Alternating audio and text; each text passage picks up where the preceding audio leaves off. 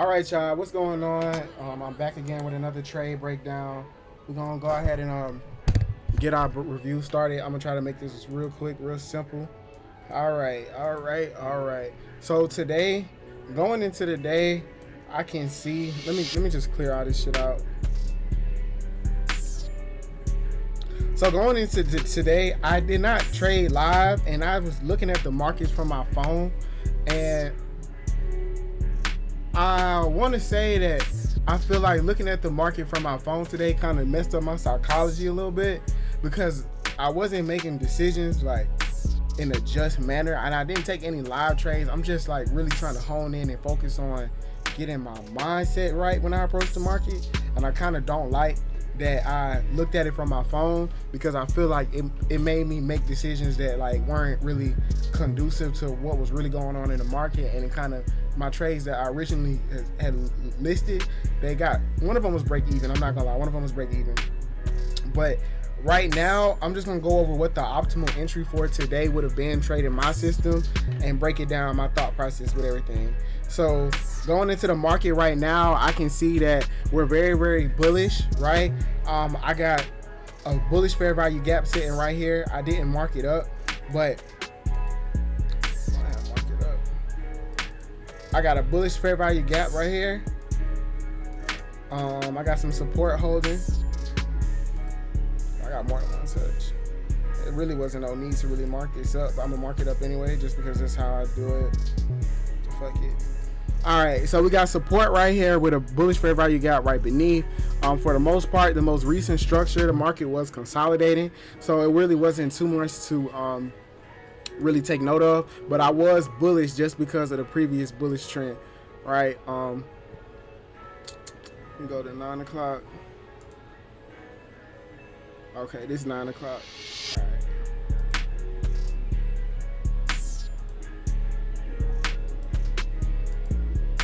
All right, so for the 1 hour, we go to the 15-minute chart, and y'all already know we're gonna mark up London's lows and London's highs, which London's highs I got marked up. It's down here.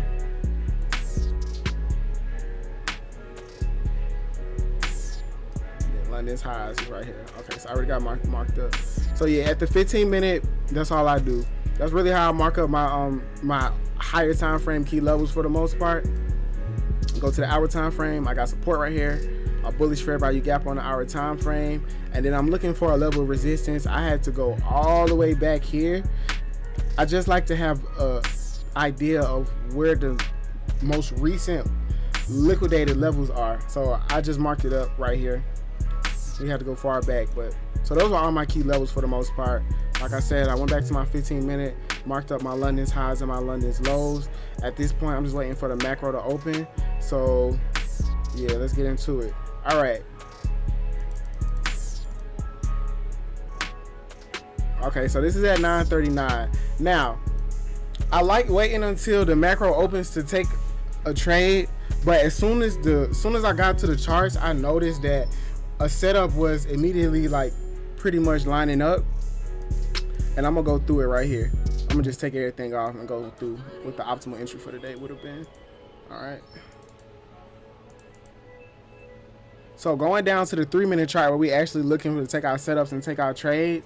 One thing I noticed immediately coming to the charts, just looking at it, is that we got manipulation right here, right? I do like to take trades right at 9:45, right at the macro open. However, one thing I'm learning about just getting more confident with taking trades and just trusting price action in my experience is that sometimes you really can't be too rigid in your trading. Sometimes you do have to be a little bit flexible. So right here, I have a setup lining up at like 9:42 that I could have went ahead and entered, right? But once I seen this displacement, but you know, you want to wait right. If you want to wait right until 9:45, sometimes you may miss out on some setups, and that's cool. But let me just get into this straight off the 3-minute chart. All right. So immediately before 9:45, before macro open, I can see we got a liquidity sweep on London's high, right? I can see we got a liquidity sweep on London's high right here, right over here, right? Not only do we have the liquidity sweep? We got manipulation because I got wicks right here, right? And we're not wanting to break above this level, and we're closing right at the consequent encroachment of this bullish fair value gap. That's what I'm noticing right here at 942, right? So I'm seeing like, okay, I got a clean setup for the most part that's pretty much lining up. I got my run sweep on liquidity, right? On London's highs. I got my manipulation right here. All I'm waiting for is just a break and retest of a key level.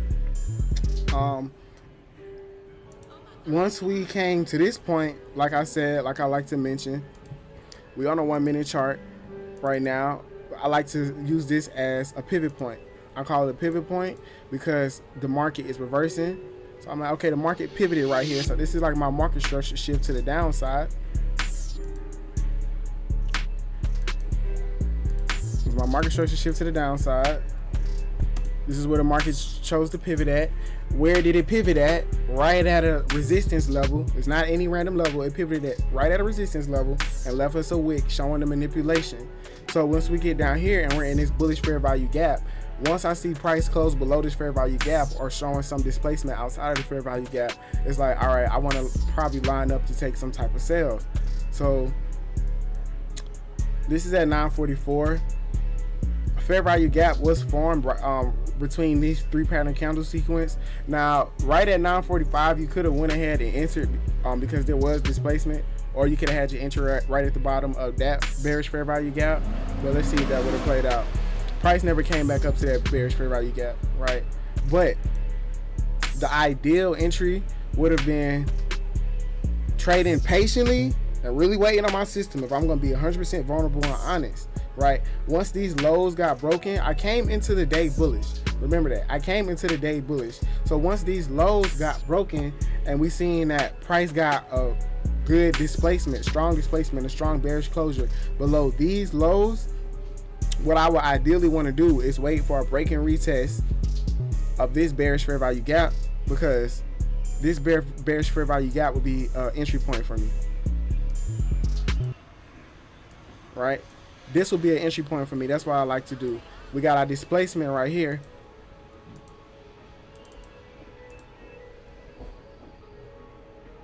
We got our bearish displacement right over here with this candle.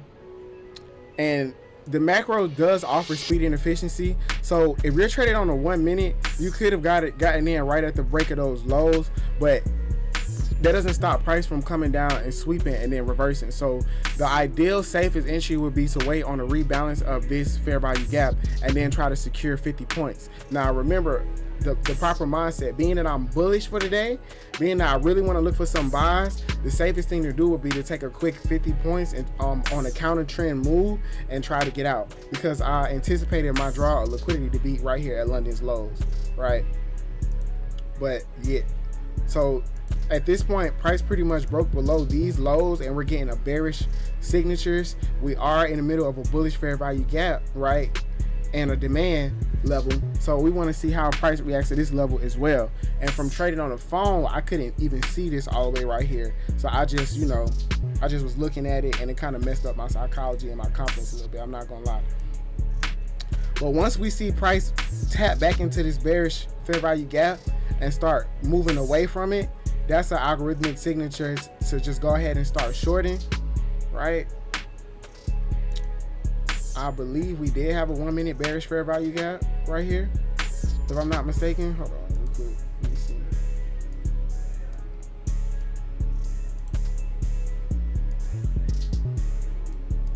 Okay, we didn't have one right there. No, we didn't. But that 3 minute bearish fair value gap was right there.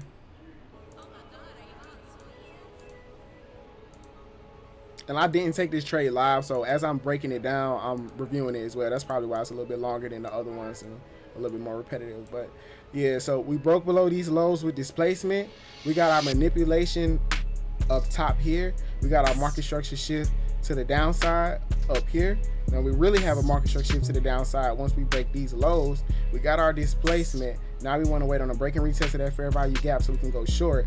We get it. You would have had to take an aggressive entry, but this aggressive entry would have been appropriate based on this wicking reaction that we're seeing. So you could have just jumped in aggressive right here, secured your 50 points right at London's lows, We broke below that demand, and that would have been a good, trade to just go ahead and get in and out of the market. Now, being that my bias was bullish, this would have been another setup that was ideal for me because, once again, we're in the macro, right? We're seeing speed and efficiency, which is what we want to see. We got a liquidity sweep right here on London's lows. We got a good Morningstar pattern, or just a bullish engulfing, signifying to me that, okay, price is wanting to reverse bullish. So what do? Right here, I got my pivot point. I got my, it's not even a breaking structure. It's a market structure shift again. I got my market structure shift because we were trending to the downside. Now we're shifting the structure to the upside. So this would be my pivot point right there. We got bullish displacement. So let me take off all the indicators from last setup. Right? We got bullish displacement right here.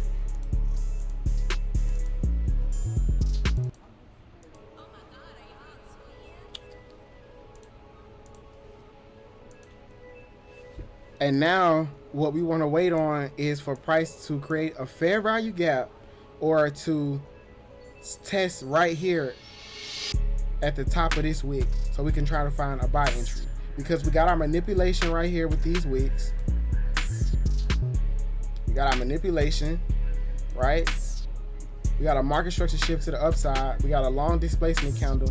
Now we just need a key level to break and retest off of. All right, we create a bullish fair value gap. Now this will be my entry point.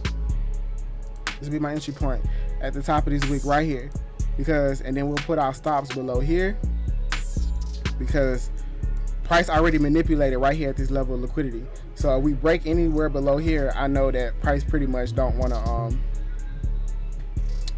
go high. It wants to continue to make the draw on liquidity to London's lows if we were to break below these lows. But being that it's already during the macro, and we're at the top of a new hourly candle open, and we didn't shoot straight down, I'm like, all right, cool. I think the market wants to reverse.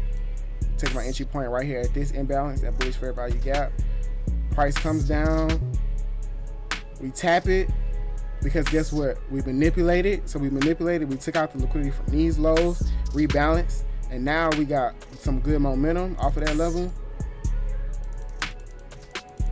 And this was a tricky trade. I'm not gonna lie, you definitely would have had to sit through it if you wanted to get like your 60 points, like I like to get. And of course, once we seen price come back up here, you could have trailed your stop loss to like the bottom of this previous wick, and then you would have had a better RR, so you could have got you a good 1 and 2. But these would have been my 2 optimal entry trades for the day, because I'm not trying to get too confused. But those would have been my 2 optimal entries for the day, man. The sell, I had my manipulation, my market structure shift, and then my break and retest to that bearish fair value gap. For this buy, I got manipulation on London's lows, a market structure shift to the upside, a bullish fair value gap, and boom. It was an ugly trade. I'm not gonna lie, you definitely had to sit through it, but that would have been the optimal trade. The only thing about today would have been sitting and really being patient, not having FOMO about this trade leaving you, going back to the upside, or the trade going to the downside. Today definitely fucked me up psychologically, because I didn't pay attention to the levels right here at London's lows. I didn't. Well, damn. Now that I look at it, London's lows wasn't even right here. London's lows was right here. That's crazy.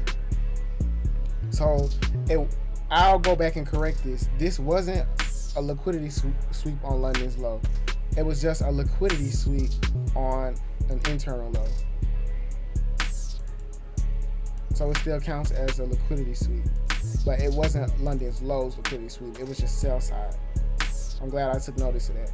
But yeah, this right here fucked me up from looking at it on my phone, and I didn't pay attention to the fact that this is a demand level that was used as support previously. So if I'm not seeing a strong closure below this, then 9 times out of 10, this draw on liquidity towards London's lows is not, like, price is not seeking that at this point. So honestly, I probably would have gotten just break even on this trade had I been trading on the computer, because I'm not sure if I would have either moved my stop loss or like just gotten out of the trade in time. So, but for this trade I'm gonna say I was already bullish, so if I was sitting at my laptop, I think I would have been more confident. It would have been being patient enough to wait and trust and believe that this bullish fair value gap was gonna get tested, right?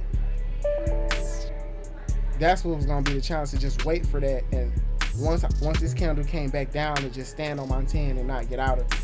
That would have been the challenge seeing through this trade. I'm not even gonna hold you. But these would have been the 2 optimal entries for the day had I taken trades.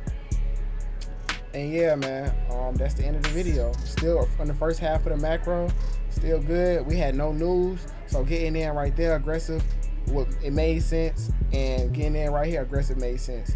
The stop loss was very, very important. But yeah, that's it for today's trade breakdown. I know it's pretty wordy, a little bit longer than usual, but this is my first time really analyzing it. And yeah, that would have been the optimal entries for the day, y'all. So I'll catch y'all on the next one.